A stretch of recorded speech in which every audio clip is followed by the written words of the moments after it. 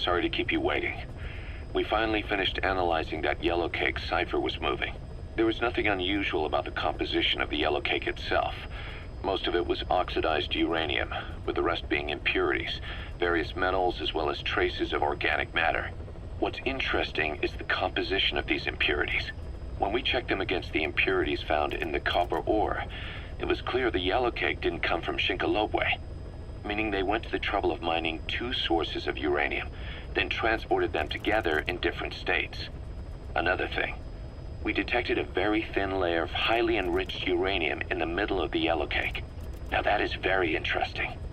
It may not be a lot, but it points to the existence of uranium-enriching technology. After all, yellow cake can't naturally produce highly enriched uranium. If they could mass-produce this, they'd be just one step away from a gun barrel-type nuclear bomb. But uranium enrichment requires advanced technology and a large-scale facility. If that kind of place existed in Zaire, the Soviet Union wouldn't sit idly by. And there's another question. Where were they transporting the yellow cake and malachite uranium? The first place that comes to mind is South Africa.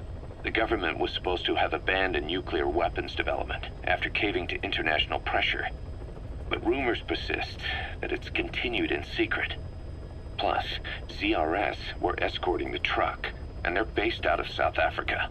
And then South Africa does have an abandoned test site. If Cypher's involved with nuclear development in South Africa. But how would that fit with their weapon to surpass Metal Gear? We need more information. Shinkolobwe. There's a name I haven't heard in a while. The U.S. bought a lot of uranium from Shinkolobwe mine during World War II for the Manhattan Project. They even sent a squad from the Army Corps of Engineers to reopen the mine after it was flooded. That's how good its uranium must have been. With that, the world's first nuclear test was a success. Shinkolobwe uranium might have been used in the Hiroshima and Nagasaki bombs too.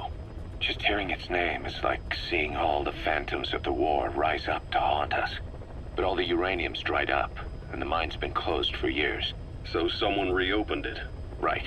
Zero-risk security seized control of the area and were forcing locals to work in it. And the Zairean government was getting a slice of what they took in exchange for looking the other way. Mobutu has to finance his tastes somehow. He'll gladly sell the rights to some old mine. The question is, why would zero-risk security do this kind of thing? Or rather, why were their employers, Cypher, interested in an abandoned mine? They'd be getting trace amounts of uranium, yet to the naked eye it appears to be ordinary malachite, meaning security would be lax. Not a very efficient way of obtaining it, but easier to move. But how would they enrich it at its destination? Did the yellow cake really have a layer of highly enriched uranium in it? Having trouble believing it? No. If they say it's real, then it's real.